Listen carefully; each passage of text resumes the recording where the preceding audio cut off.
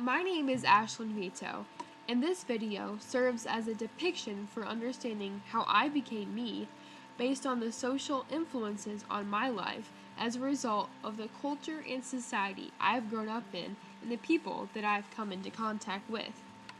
The creation of my self-image began by following the trend that a symbolic interactionist would call the social learning theory. This meant that I developed my view of myself based on my interactions with those considered significant in my life, or my highly traditional family.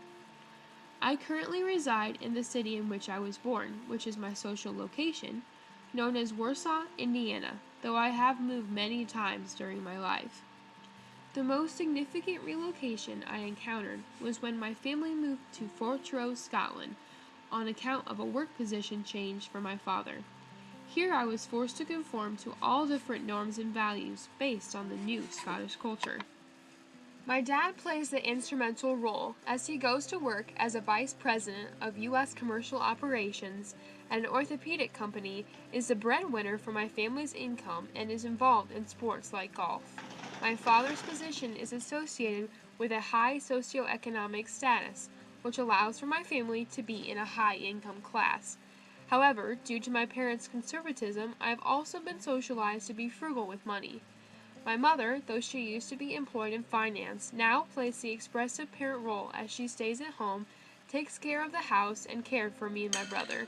The designation of deeds between my parents allows for each to have a role, contributing to a stable family structure as explained by the functionalist theory.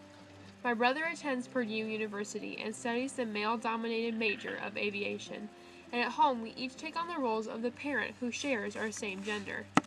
My parents have brought me up in the Christian faith by taking me to church on Sundays, which has in turn taught me the morals and values that I live by, based on those instructed by the Bible. My parents have also instilled in me the importance of respect for others, education, discipline, and the service and charity to others. Among family as an agent of socialization, there is another structure required for filling not only my basic needs, but also introducing me into what the conflict theorists see as a way of reinforcing the divide across society with the competition of grades, otherwise known as the education system. I attended Warsaw Community High School, and it is here that I discovered the norms and values of my culture as well as my strongly introverted personality as I devoted myself to my studies. These studies led me to discover my passion for chemistry and sciences, which would eventually lead me to Butler University to study pharmacy. I chose pharmacy due to its relativity to my passions, but also due to the high prestige and socioeconomic opportunities associated with the career that society itself has designated to it.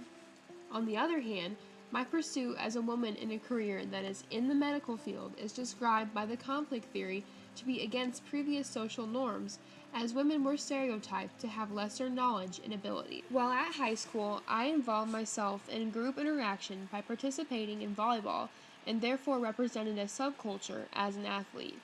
Playing the sport allowed me to develop leadership and teamwork skills, but it also contributed to a role conflict between the duties required of being a student and an athlete at the same time. Another agent of socialization is the peer group I have a relationship with, who all serve to provide me companionship, support, and amusement. As I matured, my friends began to substitute for the roles of my parents as my significant others, who I now look to when evaluating myself using the looking glass theory of social interactions. The way in which I keep in contact with my friends and family, as well as with the rest of the world, is through the use of extensive media sources, from social media to texting.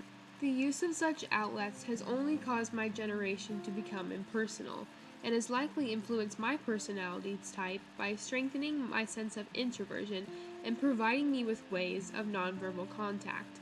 Other sources of media, such as television and the internet, have also affected my view of gender, demonstrating contrast in men and women's behaviors, and also visually portraying men to be superior to their female counterparts.